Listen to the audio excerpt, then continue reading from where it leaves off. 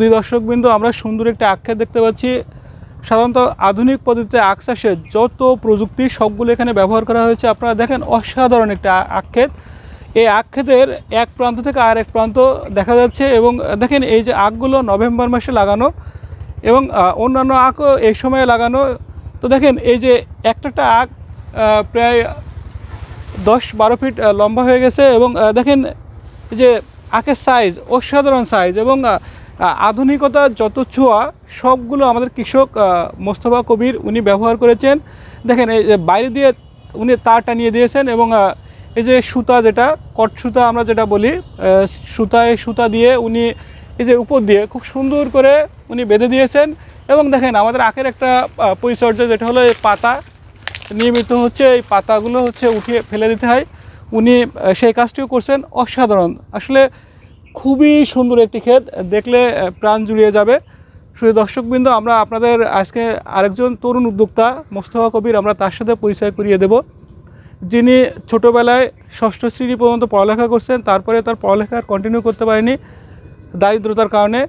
তার পিতাকে সময় দিতে হয়েছে এবং তার 3টা বোন ছিল। এই বোনদের পড়ালেখা করানো, তাদের বিয়ে দেওয়া, সবগুলো তিনি কৃষিকাজ করেছেন। এবং আজকে দেখেন যে তার প্রায় বাৎসরিক আয় কৃষিকাজ থেকে 3 থেকে 3.5 লক্ষ টাকা।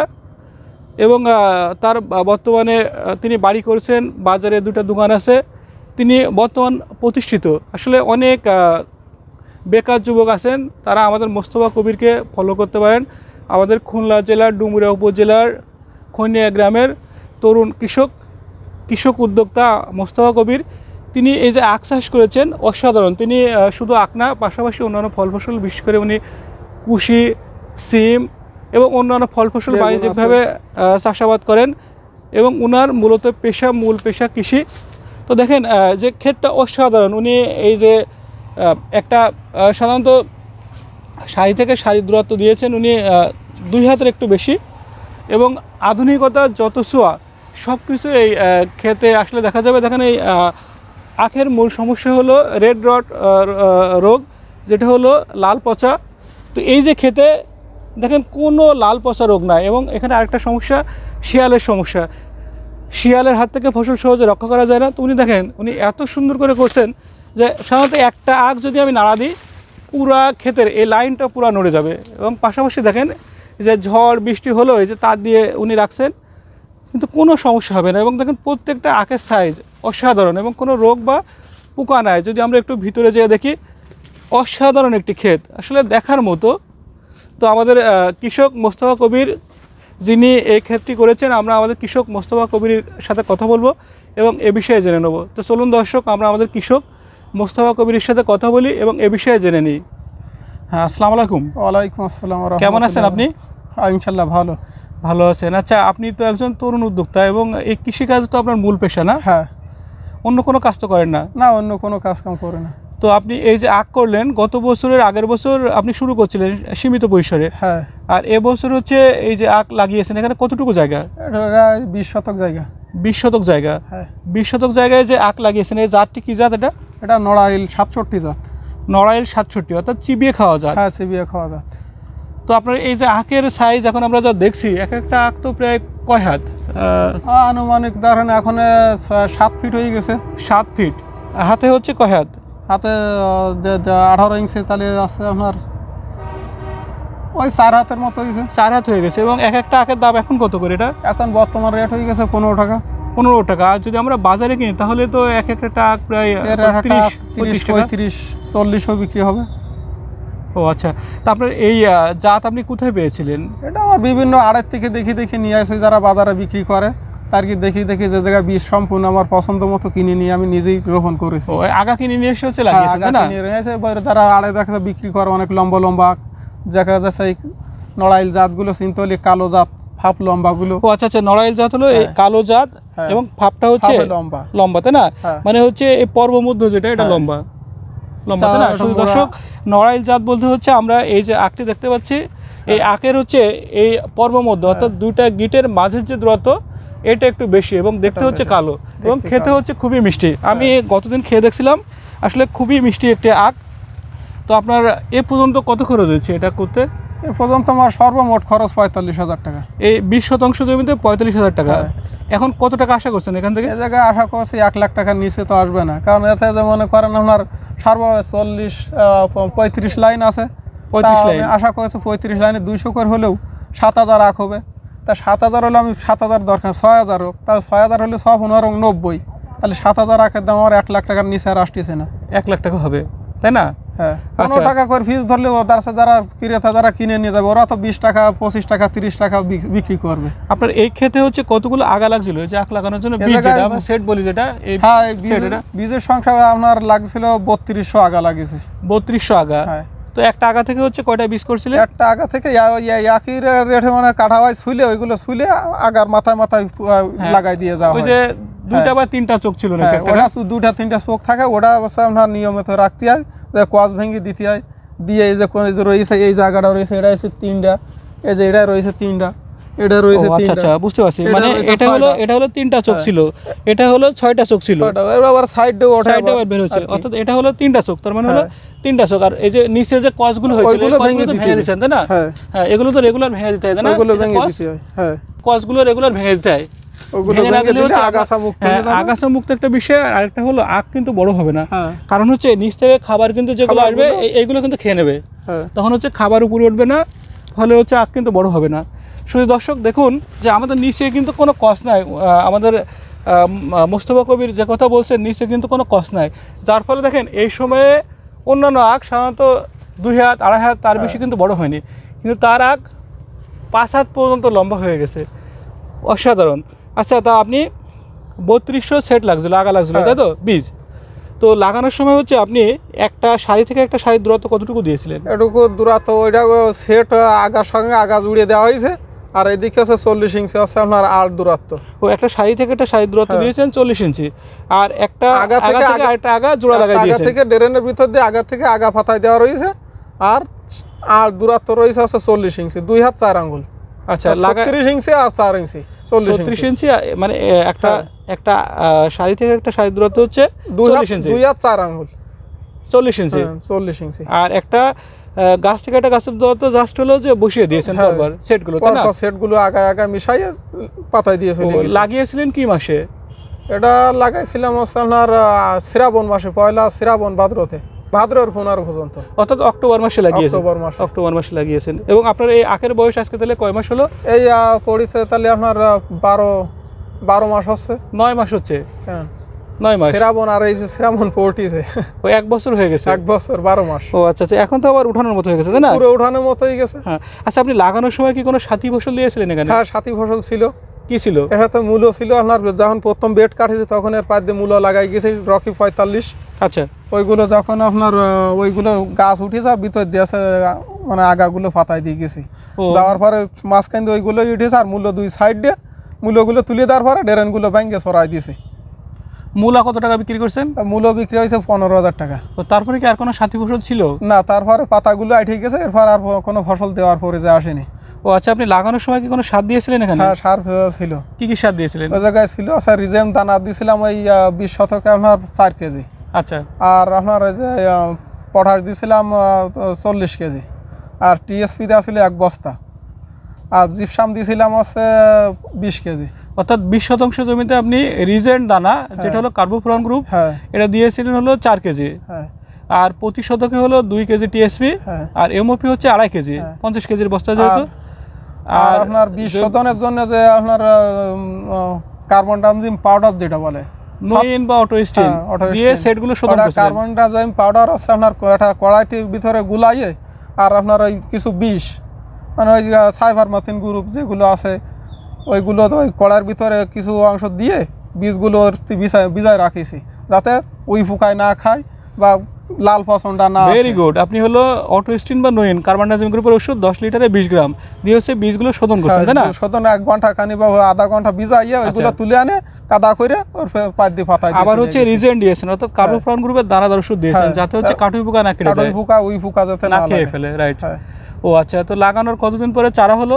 লাগানোর তো 1 সপ্তাহের ভিতরে সারা ঠেলি ওঠে। চারা হলো, তারপরে মাটি উঠাই দিয়েছেন হলো কতদিন বসে? মাটিগুলো উঠে নিয়েছে প্রায় 2 মাস পরে, মানে এই আপনার ওই গুড়ায় যেমন তখন অল্প মাটি দেওয়া হয়, তারপরে 3 মাস পরে দেখা যাচ্ছে অল্প আবার কিছু একবারে দেওয়া যায় না মাটি, অল্প অল্প করে মাটি দিয়ে এরপরে মনে করেন আখের যত মানে গাছ যত উঁচু হবে তত আস্তে আস্তে মাটি দিয়ে পরে যখন দেখবো যে পাতা ভাঙার মতো হয়েছে তখন এই গুঁড়ার পাতাগুলো বেছে দিয়ে ওই মাটি দিয়ে বুঝিয়ে দিতে হবে গুঁড়া দিয়ে সমান করে পরে যখন মুঠো মাত হবে বা হাতকানি হবে তখন হচ্ছে আপনার ড্রেনগুলো কেটে দিতে হবে। আচ্ছা, তারপর হচ্ছে পানি যাতে এদিকে ওদিকে হেলে না পড়ে। হ্যাঁ, ভেরি গুড। আপনি এই যে তারপরে হচ্ছে তারপরে আবার সার দিলেন কবে? তারপর সার দেওয়া হয়েছে ড্রেন দেওয়ার পরে ফিরে আবার কতটুকু সার দিয়েছিলেন? তারপরে দেওয়া হয়েছে আপনার ইউরিয়া সার দেওয়া হয়েছে 40 কেজি। আর অন্য কোনো সার দেননি? না। তারপরে কি এরপরে কি আর কোনো সার 40 কেজি দেওয়ার পরে পরবর্তীতে যখন ওইগুলো আবার জাপ দিয়ে উঠেছে ওঠার পরে যখন আবার আখ নর্মালে গেছে তখন থিওবিট দিছি, ইউরিয়া সার দিছি, এরপর আবার এক পর্যায়ে দানা দিছি অল্প কিছু, ওই 4 কেজির মতো আবার দানা দিছিলাম যাতে আবার ওই ফুকা যখন গুঁড়ায় মাটি দিয়েছে ওই ফুকা ওই সময় মাটি তোলে। দেওয়ার পরে ওই সার প্রয়োগ করার পর ফিরে পানি দেওয়া হয়েছে, সেচ দেওয়া হয়েছে। শেষ কয়বার দিয়েছেন? সেচ দেওয়া হয়েছে বিভিন্ন রকম, কারণ এবছর টানের মৌসুম তো অনেক খরা, খরার মৌসুমের জন্য আখ আরও বৃদ্ধি হইতো, কিন্তু এখনও তো খরা।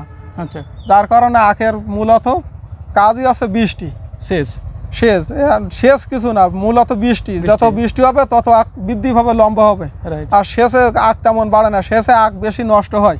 আচ্ছা, কারণ এর গুঁড়ায় পানি যে ডাবিয়ে চাপিয়ে গেলে এতে আখের গুঁড়া নষ্ট হয় বেশি। আর সেচের পানি মানে বৃষ্টির পানি পড়লে বের হয়ে যায় বা গোড়া ভালো থাকে বেশি, আখের মাথাও ভালো থাকে। আচ্ছা, আপনি পাতা ভাঙা শুরু করলেন কতদিন আগে থেকে? এ পাতা ভাঙা শুরু হয়েছে আপনার প্রথম যখন এই হলো তখন থেকে নাকি? হ্যাঁ, এই জায়গায় গুঁড়া থেকে যখন ওই এটুকু উঠেছে তখন থেকে শুরু হয়েছে। কারণ লাগানোর 4 মাস পরের থেকে পাতা ভাঙা শুরু হয়েছে। আখ লাগানো বীজ রোপণের 4 মাস পরের থেকে পাতা ভাঙতে হয়। এরপর 15 দিন, 25 দিন, 1 সপ্তাহ ভাঙা, এখন এই সপ্তাহ ভাঙা লাগতেছে। এই আজকে 1 সপ্তাহ ভাঙা ইয়ে আবার ভাঙার মতো হয়ে গেছে। আচ্ছা, এই যে সুতা দিয়ে বেঁধে দিয়েছেন, এটা দিয়েছেন কত আগে? এটা দেওয়া হয়েছে আপনার এতে 2 মাস আগে। আচ্ছা, অর্থাৎ এই যখন আখের মাথা যখন এই সাইজ হয়েছে, এই যে ছোট আখটা আছে এই সাইজ যখন হয়েছে তখন যাতে এদিক ওদিক হেলে না যায়। হ্যাঁ, পুরো ঝড় বাতাসে যাতে এভাবে কায়ত হয়ে একটার গাড়ে পার একটা না আসে, এভাবে পড়িয়ে গেলে এগুলো পড়ে গেলে এর কোনো মিষ্টি থাকে না। রাইট, এই আখ পড়ে গেলে আর মিষ্টি থাকে না। হ্যাঁ হ্যাঁ, খুবই তার কারণে খুব টানা দেওয়া হয়েছে। এর ভিতরে অনেকগুলো টানা রয়েছে বা তার ভিতর দিয়ে তাপ দেওয়া আছে, অনেকে বাঁশ দেয়, কিন্তু তাপ দিছে ওই 2 সাইডে গাছ আছে তো যার কারণে খুব মজবুত করে টানা দেওয়া হয়েছে। আচ্ছা, এখানে তো কতগুলো পোকা লাগে, যেমন হচ্ছে এই যে মাজরা পোকা লাগে, হ্যাঁ, মাজরা পোকা লাগে, তো মাজরা পোকা এবং আরও বেশ কয়েকটি পোকা লাগে। তো আপনি এই মাজরা পোকার জন্য সবচেয়ে বেশি লাগে মাজরা পোকা, তো মাজরা পোকার জন্য কি ওষুধ স্প্রে করেন? আল্লাহর রহমতে আমার যে এখন মাজরা পোকা আসে না, আমি ওই সাপ্তাহিকভাবে আপনার ওই সাইফারমেথ্রিন ওই যেগুলো আছে 10 ইসি ওইগুলো ব্যবহার করে বেশি। ও আচ্ছা, আর সবচেয়ে বড় কথা আপনার ক্ষেত হচ্ছে নিট অ্যান্ড ক্লিন, একদম পরিষ্কার পরিচ্ছন্ন, আপনি ক্লিন কাল্টিভেশন করছেন। হ্যাঁ, এবং হচ্ছে দেখেন যে আপনার এই যে লাইন করে কত সুন্দর করে লাইন করা, এবং এই যে রেগুলার পাতা ভেঙে দেওয়া, তারপর হচ্ছে এই যে গুঁড়ায় যে হচ্ছে ছোট ছোট যেগুলো হচ্ছে টিলার বেরোয় বা আপনি কুশি বলছেন বা কস বলছেন, এগুলো নিয়মিত ভেঙে দেন এবং ক্ষেত পরিষ্কার, এই জন্য কিন্তু এই পোকা লাগে না। হ্যাঁ, আর একটা বিষয়, এখানে কিন্তু একটা রোগ হয় রেড রড, লাল পচা, দেখবেন যে আখের ভিতর কোথাও কোথাও হচ্ছে একটু ভিতরে লাল হয়ে গেছে।